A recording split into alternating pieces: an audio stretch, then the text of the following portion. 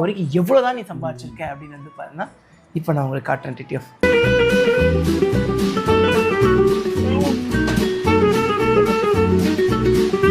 கிட்டத்தட்ட ஒரு 1,59,00,000 பக்கம் சம்பாரிச்சிருக்கோம் அப்படின்னு சொல்லி நினைக்கிறேங்க. எனக்கு இதில் சரியாக காட்ட மாட்டேங்குது, இதில் பார்க்க எனக்கு தெரில. இப்போ 1,60,00,000 சம்பாதிச்சிருக்கோம்னா ஒரு 40,00,000 பக்கம் வந்து பார்த்தீங்கன்னா தெரிஞ்சவங்களுக்கு கடனே கொடுத்துட்டேன்.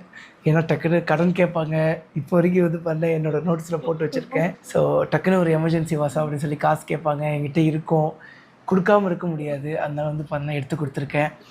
40,00,000 அப்படி போயிடுச்சா, அசால்ட்டாக போயிடுச்சு. இன்னொரு 120,00,000 இருக்கா, அதில் வந்து பார்த்தீங்கன்னா 20,00,000 ஹைபுசாக்கு போட்டுருங்க. 20,00,000 ஹைபுசாக்கு போயிடுச்சா, கடன் வாங்கின 5,00,000 பட் இருந்தாலும் போட்டுருங்க 20,00,000.